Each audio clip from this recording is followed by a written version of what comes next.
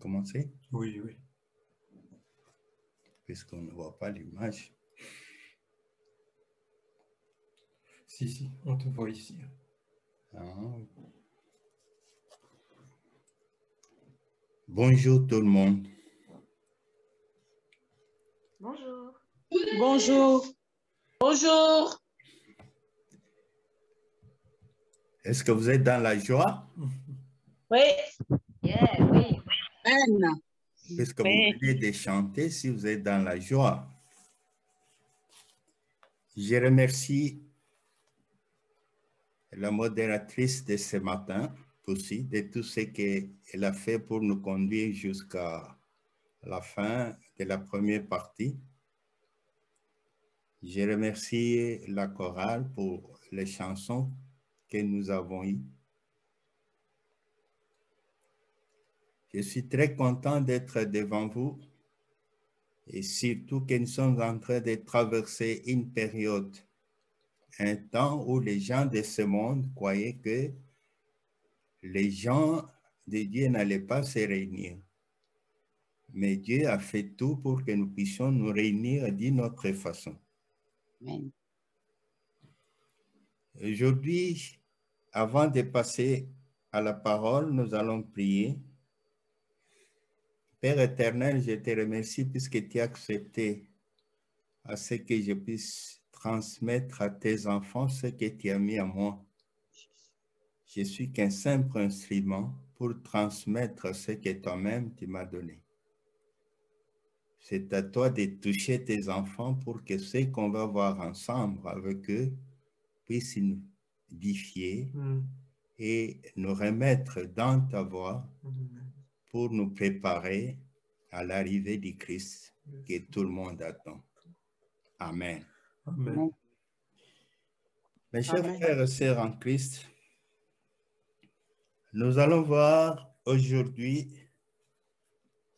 un titre qui est dans la Bible et qu'on va interpréter autrement. Nous allons lire le livre de Luc chapitre 5, versets 1 à 11. Dans la Bible, c'est intitulé « Pêche miraculeuse, vocation des 3 disciples ». Je lis au nom du Seigneur.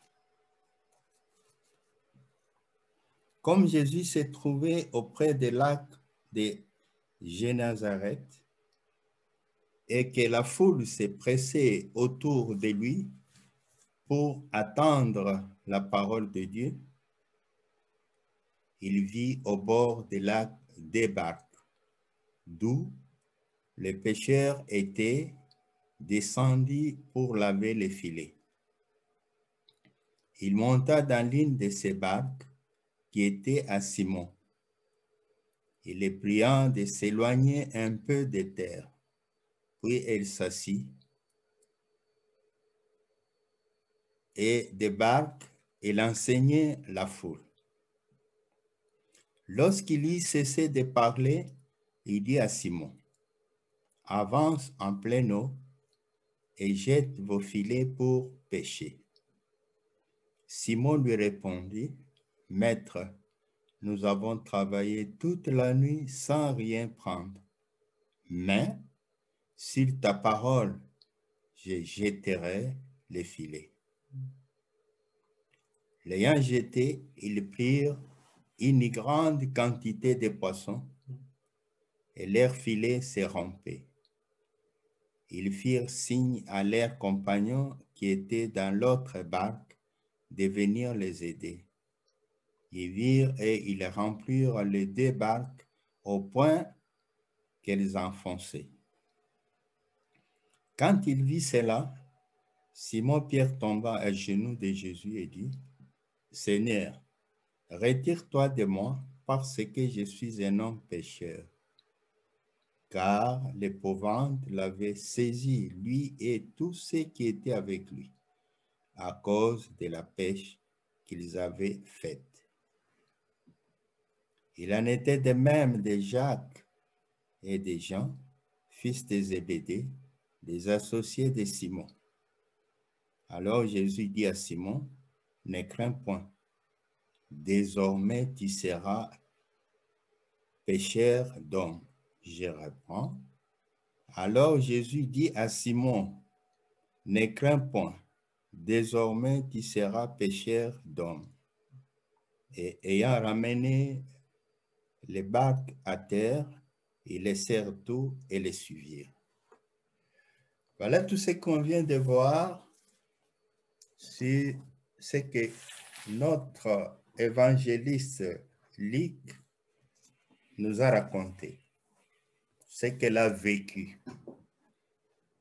Et dans ce récit, nous l'interprétons que c'est appel au souvenir et à l'obéissance, le titre de notre prédication d'aujourd'hui. Appel au souvenir et à l'obéissance.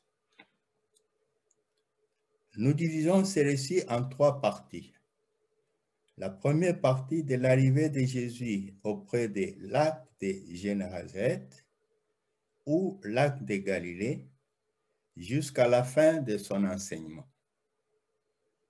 Et 2, de la fin de son enseignement jusqu'à la reconnaissance de Simon-Pierre de son péché. Et 3, la réponse de Jésus à Pierre et la reprise des disciples à suivre Jésus. Mes chers frères et sœurs en Christ, j'ai toujours dit que le Saint-Esprit est avec nous. Quand je lis ces récits de Luc, j'ai compris qu'il y avait des choses très intéressantes, plus que les miracles même des poissons. Parce que les gens, quand ils lisent ça, ils voient seulement les miracles de ces poissons. Les disciples avaient pêché toute la nuit, ils n'ont rien eu. Ils avaient déjà leur filet. Pour eux, ils ne savaient pas pourquoi ils n'ont pas eu les poissons, c'est puisqu'il n'y a pas de poissons. Or que dans l'eau, il y avait des poissons. Mais souvent, Dieu a son plan. Quand Jésus est arrivé, il monta dans l'une de ces barques qui appartenait à Simon-Pierre. Et les priant de s'éloigner un peu de la terre, il s'assit et il commence à enseigner la foule, sans demander aux disciples ce qu'ils ont fait. C'est ce qu'on vient de diviser notre récit. Jésus, quand il est arrivé, il a trouvé ces gens en train de laver les filets. Il savait très bien que ces gens n'ont rien.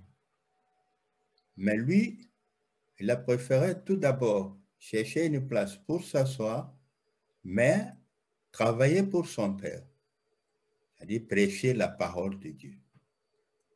Enseigner tout d'abord les gens qui cherchaient à avoir la parole de Dieu. Quand il finit de parler, il a demandé à Simon d'avancer en pleine eau. Vous voyez que tout d'abord, il a fait un travail très important. C'est là la première partie de notre prédication d'aujourd'hui. Jésus nous donne l'exemple. Il est modèle pour nous. Et nous devons le suivre. Lui qui a tout. Mais il a commencé tout d'abord par enseigner les gens qui suivaient pour écouter la parole de Dieu. Quand il a demandé à Pierre d'avancer la barque jusqu'en pleine eau, en répondant à sa demande, ils ont eu beaucoup de poissons. Tout d'abord, ce que nous venons de voir, Pierre a obéi à Jésus, puisqu'il a dit tout d'abord, nous avons péché toute la nuit, il n'y avait rien. Mais comme c'est toi qui me demandes, en d'autres mots, c'est toi qui as la puissance, c'est toi qui connais là où il y a des poissons, ils ont jeté les filets. Pierre est impressionné qu'après avoir jeté les filets, ils ont eu beaucoup de poissons, comme on nous a raconté par Luc. Il appelait même les amis qui étaient dans d'autres barques pour venir l'aider. Et pourtant, ils ont pêché toute la nuit, ils n'ont rien eu. C'est pourquoi Pierre est impressionné par ces miracles et comprend sa propre insignifiance face à la grandeur du Seigneur. Maintenant, il a compris que cette personne est plus puissante que nous. Cette personne a tout. Mais ils n'avaient pas encore trouvé la cause. Mais après, ils vont comprendre pourquoi ils n'ont pas eu les poissons.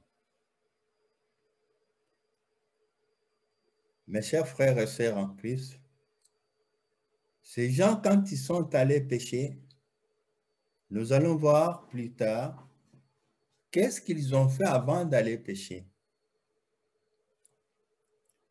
Ils savaient que Jésus avait guéri des malades, ça c'est Pierre, chassé les démons, mais il était loin de penser qu'il pouvait aussi s'intéresser à ses besoins quotidiens les plus banals. Parce que le premier miracle que Jésus avait fait, c'était dans les mariages de Cana. Là, il n'avait pas les disciples. Mais ça, c'est le premier miracle que Jésus a fait avec ses disciples. C'est ainsi qu'il a été étonné puisque le deuxième miracle, ça viendra sur la multiplication du pain. Mais pour Pierre, il ne savait pas que Jésus peut faire ça. Pour lui, il savait seulement qu'il peut guérir les malades, chasser les démons, prêcher la parole de Dieu. Mais ici, il s'est intéressé aussi à ce qu'eux faisaient. Dieu s'intéresse à tout ce que nous faisons. Mais nous allons voir pourquoi il y a des fois où nous ne réussissons pas de tout ce que nous lui demandons. Dieu ne se contente pas de sauver notre âme, il veut aussi nous aider dans nos activités journalières, si nous obéissons à ses commandements. C'est le deuxième livre, c'est le livre d'Éternome 8, 1 à 2. Si vous lisez là, vous allez voir ce que Dieu a fait avec les peuples israéliens dans le désert. Ce n'est pas pour rien qu'ils ont passé 40 ans, c'était pour les préparer. Ce n'est pas pour rien qu'il y a l'enseignement, ce que j'ai suivi la fois passée, Jacques parlait pour le baptême, c'est très important, puisque les nouveaux qui viennent chez nous, ils doivent apprendre ce qu'ils doivent faire. Dieu avait appris à ces gens ce qu'ils devraient faire, comment les connaître et comment les servir. C'est ainsi que nous allons voir que l'obéissance de Pierre était de deux façons. Lui et les autres disciples avaient laissé le travail de Dieu pour servir, pour revenir à la pêche. Pierre et Jean et tous les autres, ils ont laissé le travail qu'ils avaient, que Dieu les avait appelés, Jésus les avait appelés pour aller à la pêche. Deuxième chose, si Pierre et les autres ont obéi en reconnaissant l'autorité de Jésus, c'est ce qu'il vient nous dire, parce qu'il a accepté de mettre les filets. Ici, c'est une question qu'on se demande, comment devenir enfant de Dieu? Parce qu'avant de baptiser quelqu'un, il faut l'apprendre ce qu'il est et ce qu'il va devenir. Comme Pierre, reconnaissons d'abord notre nature pécheresse. Ça, c'est la première chose que l'homme doit connaître. L'homme est orgueilleux. Si le monde aujourd'hui tourne mal, puisque l'homme ne reconnaît pas cette nature pécheresse. Nous sommes les pécheurs. Nous faisons du mal chaque jour. Ensuite, comme ces pécheurs, nous devons prendre conscience que nous ne pouvons pas nous servir nous-mêmes. Vous voyez qu'ils ont péché toute la nuit, ils n'ont rien fait. Mais à l'arrivée du Christ, ils ont eu les poissons. Si vous faites quelque chose de vous-même, vous ne réussirez pas. Ce sont les exemples qu'on peut voir ensemble dans cette prédication. Si nous sommes conscients que Jésus est le seul qui puisse nous aider, nous serons prêts à tout quitter et à le suivre. Est-ce que vous le faites aussi? Est-ce que moi je le fais aussi? Nous sommes là aujourd'hui, dimanche. Mais est-ce que nous suivons Jésus chaque jour? Est-ce que nous faisons ce qu'il nous demande? Puisqu'aller à l'église, chanter, faire tout ce que nous venons de faire, mais si dans votre cœur, personnellement, vous ne suivez pas Jésus, vous ne faites rien. Quand Simon-Pierre a vu ces miracles, il tomba à genoux de Jésus et dit, « Seigneur, retire-toi de moi, parce que je suis un homme pécheur. » Il a reconnu qu'il a mal fait. Quel est le péché qu'il a fait? C'est puisqu'il a quitté le travail que Dieu l'avait fait, l'avait donné, que Jésus les a appelés pour faire, pour retourner encore à la pêche. Le jour où on l'a trouvé la première fois, il était à la pêche. Jésus dit à Simon-Pierre, « Ne crains point, désormais tu seras pêcheur d'hommes. » Toi et moi, c'est le travail qu'on nous a donné. Aujourd'hui, il y a une question qu'on nous pose. Depuis le 1er janvier jusqu'aujourd'hui, le 14 mars 2021, combien d'enfants, de brebis perdus vous avez déjà amenés à la maison du Seigneur? Vous pouvez me dire, puisqu'il y a les confinements, il n'y a pas moyen de faire autrement, on n'a pas moyen d'aller prêcher. Mais il y a toujours moyen de causer avec les amis, même par téléphone. Si Simon-Pierre a dit ça à Jésus, c'est puisque ce que Jésus vient de lui répondre, c'est le deuxième appel adressé aux disciples, après les premières dans le livre de Matthieu 4, versets 18 à 22. Si vous lisez ça, vous allez voir qu'ils étaient déjà appelés. Ils étaient toujours à la pêche. Mais Jésus leur avait dit de laisser tout et de les suivre. Mais vous voyez qu'ils sont rentrés encore là où ils étaient. Est-ce que vous ne le faites pas? Moi, je ne le fais pas. Nous ne le faisons pas. On le fait chaque jour. Nous revenons sur ce que nous avons refusé. Pierre, André, Jean et Jacques sont retournés à leur activité de pêcheurs. Ça, c'est vrai.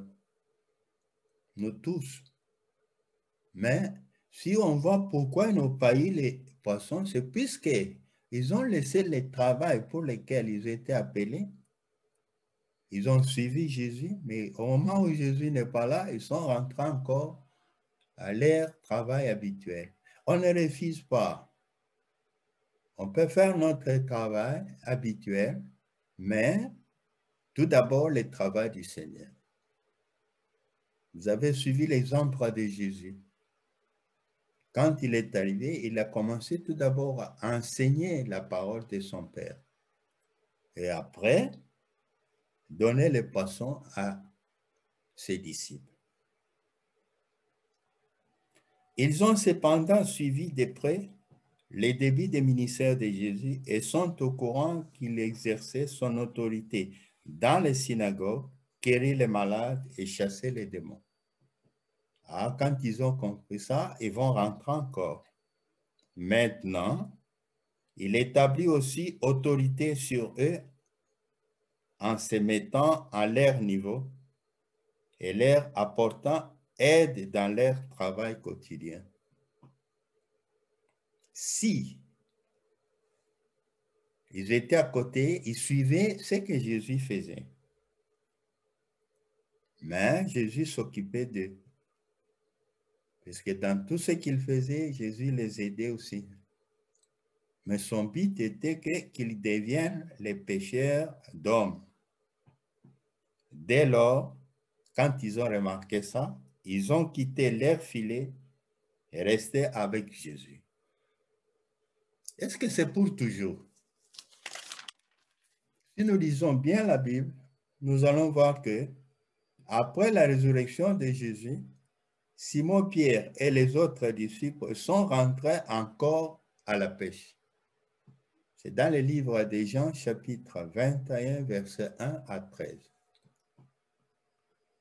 Ici, c'est une leçon pour nous tous. Mes chers frères et sœurs en Christ, combien de fois, aujourd'hui dimanche, beaucoup se donnent tout d'abord à leurs activités personnelles avant d'aller à l'église. J'ai un exemple que je vais vous donner, que j'ai suivi moi-même. Quand on fait la relation d'aide, c'est-à-dire quand on enseigne les gens comment suivre Jésus, comment vivre dans la vie chrétienne, c'est ça qu'on appelle les relations d'aide.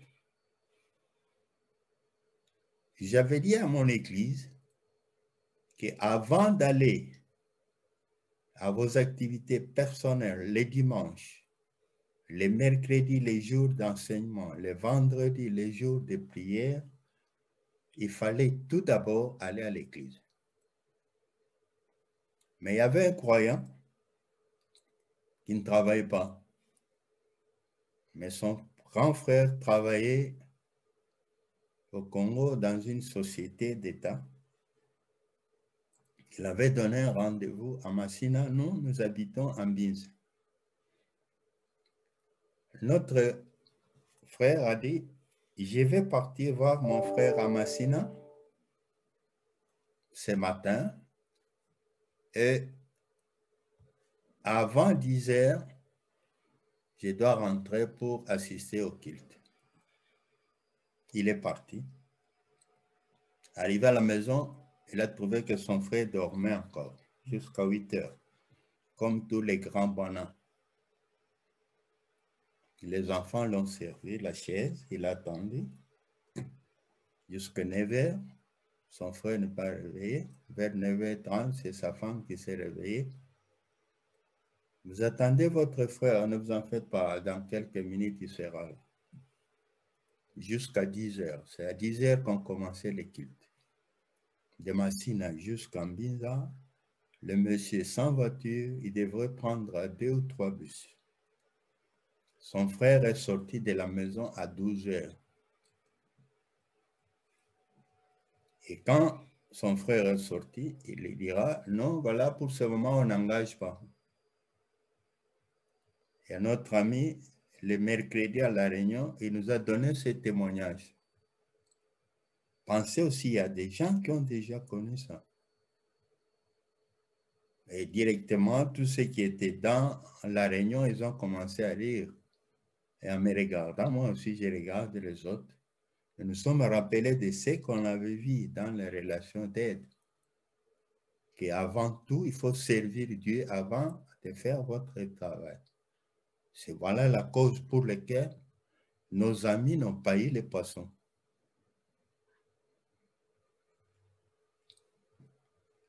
Pour nous, suivre Jésus signifie que de reconnaître en lui notre Sauveur. C'est lui qui fait tout pour nous. Il s'agit aussi de laisser les passés derrière nous et de remettre notre présent et notre avenir entre ses mains. Ça, c'est un point capital qu'il faut retenir. Nous devons mettre les tout entre les mains de Dieu. À partir du moment que vous avez connu Jésus comme Seigneur et Sauveur, tout ce que vous avez, tout ce que vous possédez, à présent, les jours où vous avez accepté, mais ça aux mains du Seigneur. Et votre avenir, tout ce que vous ferez sera aux mains de Dieu. Et Dieu va vous aider. Ça, c'est sûr et on a déjà vécu ça. Mes chers frères et sœurs en Christ, quand Jésus est entré dans la barque de Pierre, il savait les péchés de ses disciples. Mais il a tout d'abord fait le travail de son père. Après, les aider pour avoir les poissons. Et après, les rappeler de revenir au travail qui les avait appelés. Voilà que dans ces temps, cette procédure, l'homme oublie souvent de demander à Dieu avant de faire quelque chose, qu'est-ce qu'il doit faire et ce qu'il est en train de faire. Parce que Jésus savait tout. Quand il les avait en train de laver les filets, il savait très bien qu'ils n'ont pas eu les poissons puisqu'ils n'ont pas fait tout d'abord le travail de Dieu. J'ai toujours dit que Dieu est bon. Pourquoi est-ce que Dieu est bon? Il connaît nos fautes et nos défaillances, mais il nous aide et nous donne ce dont nous avons besoin. Et après, nous rappelle par sa parole notre faute. Ça, c'est vrai.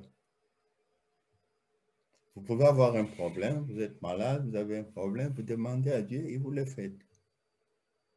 Mais vous avez commis un péché, vous avez fait quelque chose contre Dieu, mais il va vous rappeler un jour, comme on est en train de prêcher, quand vous prenez la Bible le matin, vous lisez, vous tombez sur ce que vous avez fait, il vous montre que c'est mauvais. J'insiste toujours que Dieu est bon parfois.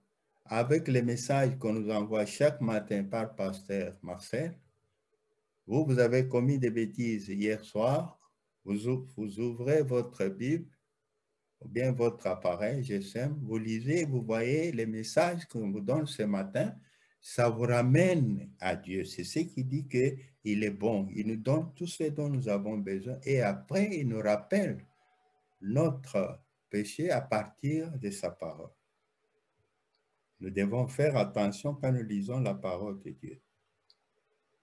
Nous devons faire attention pour voir qu'est-ce qu'il nous dit, qu'est-ce que nous devons faire et qu'est-ce que nous ne devons pas faire. Restons au service du Seigneur dont nous sommes appelés. Chacun de nous est appelé à un service quelconque dans l'église où il travaille. Là où vous priez, vous avez ce que l'attribution, le travail qu'on vous a donné pour faire. Vous êtes dans la chorale, dans le groupe de louanges, c'est vendredi. Répétition. Mercredi, nous avons l'équipe le soir. La nuit encore, il vous dit, je suis occupé. Bien sûr. Si c'est un travail d'obligation, d'une loi de travail, oui. Mais si c'est un travail personnel, laissez ça tout d'abord. Il y en a qui disent, je suis fatigué. Hein. L'équipe de mercredi, là, je n'étais pas là parce que je suis tellement fatigué. Bien sûr. Mais il y a quelqu'un qui peut arriver, qui peut vous enlever ces fatigues-là. Ne soyons pas des enfants flottants et emportés à tout vent des doctrines par la tromperie des hommes, par leur ruse, dans les moyens de séduction. Ça, c'est Éphésiens 4, 14. C'est Paul qui parle aux Éphésiens. Puisque quand vous suivez partout, quelqu'un peut vous dire non, mais vous croyez que aller seulement à l'église, Dieu va vous aider pour ça? Non. Est-ce que vous croyez que si vous vous absentez à la répétition des chorales ou bien de votre équipe de mercredi, est-ce que ça fait quelque chose? Mais il est en train de vous dire des choses qui ne sont pas vraies. Mais vous avez suivi ça dans la Bible. On vous a enseigné ça avant de vous baptiser. Ce qui est pour Dieu, ce qui est pour vous. Le temps qui est pour vous et le temps qui est pour Dieu. Dieu nous donne le temps. Nous avons beaucoup de temps. Et quand on voit même les disciples, c'est Jésus qui prêchait quand il était avec eux. Ils ont prêché qu'après, quand Jésus est mort. Et ça, quand il était encore en vie, il ne faisait rien. Mais comme nous aussi, quand vous calculez de lundi à samedi, nous avons beaucoup à faire. Mais on ne se donne pas au travail de Dieu. Nous utilisons beaucoup de temps pour nos besoins personnels. Aujourd'hui, nous suivons les cultes par l'Internet, à la maison. Nous ne sommes pas sortis. J'ai suivi les propositions qu'on faisait le mercredi passé, que si la réunion de mercredi même, après ces événements, que ça reste pour à l'Internet, ce n'est pas pour rien, c'est puisqu'il y a des fois, moi j'ai commencé à assister à ces réunions depuis lors que je suis à l'église de Nimi.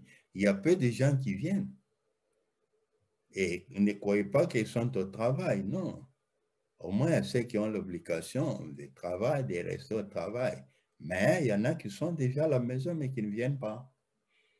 Mais il faut voir même ce qu'on fait à la maison, il y en a qui ne viennent pas. Mais tout ça, ne croyez pas que Dieu ne voit pas, il voit tout. Je viens de vous donner l'exemple. Il peut vous bloquer par un problème où vous allez réussir. Il peut vous créer une difficulté quelque part. C'est ce que je vous ai dit, que quand Jésus est entré dans la barque, il savait très bien les péchés de ses disciples. Pourquoi ils n'ont pas eu les poissons? Mais il ne les a pas dit ça. Donc, il nous rappelle parfois par la parole. Quelqu'un prêche, vous prenez votre Bible, en causant avec un ami, il vous rappelle ce que vous avez fait, vous vous rappelez intérieurement que vous avez mal fait. Ainsi, mes frères bien-aimés, soyez fermes, inébranlables, travaillant de mieux en mieux à l'œuvre du Seigneur, sachant que votre travail ne sera pas vain dans le Seigneur. C'est dans les 1 Corinthiens 15 à 58. Quand j'ai cherché tout ça, j'ai compris que vraiment, même si je peux dire que j'ai déjà 50 ans comme pasteur, plus de 54 ans, 55 ans dans le ministère, mais il faut toujours se donner au travail de Dieu. Il faut toujours servir Dieu. Puisque tout ce que vous faites là, Dieu vous paye. Ça, je vous dis franchement. Vous pouvez vous donner le temps d'aller à la répétition le vendredi. Et demain, samedi à la maison, vous voyez quelqu'un qui vous amène quelque chose. Vous voyez un membre de la famille qui vous envoie quelque chose, mais vous ne savez pas pourquoi c'est Dieu qui vous a envoyé ça. Ou bien dans vos activités, ou bien dans votre famille, il y avait quelqu'un qui était malade, vous apprenez, non, il est guéri. Mais vous n'allez pas vous rappeler pourquoi, mais c'est puisque vous vous êtes donné tout d'abord au travail de Dieu. C'est ça qui dit que ce n'est pas vain. C'est Paul qui a dit aux Corinthiens.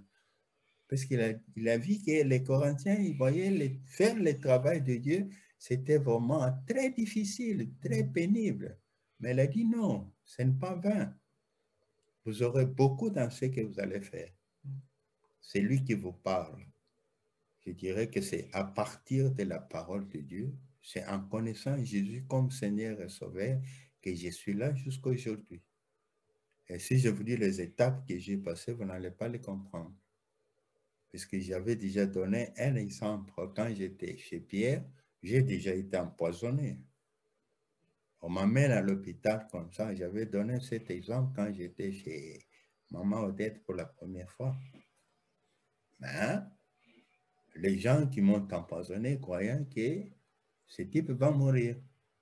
Mais ça, je reconnais que c'est le Seigneur qui m'a sauvé parce que dans tout ce que j'ai fait, à notre âge, dans la vie et dans le monde moderne, je n'ai pas autre chose, je n'ai pas une médaille, je n'ai pas une chaîne pour la protection, mais je sais que j'ai quelqu'un qui me protège jour et nuit. C'est le Seigneur. Ainsi, mes frères chers, mes frères et sœurs, dans tout ce que nous sommes en train de faire, Dieu voit ça. J'avais lu une revue de l'Église protestante unie de Belgique, IPEB. Cette revue, est intitulé « Appel de minuit ». J'avais demandé hier à Pasteur Marcel, puisque j'avais un exemple qu'on m'avait donné sur les 500 ans de l'anniversaire de la création de l'Église protestante. Quand j'ai lu ça, je l'avais montré aussi au défunt pasteur, mais il me l'avait demandé, je l'avais donné pendant une semaine. Lui aussi avait lu ça. On a essayé de faire voir aux gens que les gens qui ont commencé l'Église protestante n'étaient pas nombreux. Mais ces gens ont beaucoup travaillé plus que les responsables d'aujourd'hui. Ça, je l'ai dit franchement. Puisque c'est à cause de ces gens-là que l'Église protestante a répandu partout dans le monde. Or, ils n'étaient pas en Afrique, ils étaient en Europe, mais ils ont travaillé beaucoup. Je vous demanderai si vous connaissez quelqu'un qui peut vous aider pour avoir cette revue, vous trouverez que c'est vraiment très intéressant ce qu'on parle là-dedans et ça nous pousse nous tous à travailler. Nous avons beaucoup à faire dans l'Église et nous devons tout faire pour que l'Église puisse avancer, que l'Église puisse être comme Jésus l'a laissé. Voici le message d'aujourd'hui. Nous allons prier pour clôturer notre message, puisque nous avons commencé ce message avec la prière et nous terminons avec la prière. Prions ensemble. Éternel Dieu d'Abraham, Dieu d'Isaac, Dieu de Jacob, je te remercie puisque tu nous rappelles aujourd'hui, par ta parole, ce que nous devons faire pour ton travail. Que chacun de nous voit là où il a laissé son travail et de quelle manière il est fait aujourd'hui. Père, que le Saint-Esprit nous aide comme Christ avait aidé ses disciples au lac, dans ce que nous devons faire dans votre Église. C'est pour la continuité de cette Église et pour amener les âmes perdues dans l'Église. Au nom de Jésus, Amen.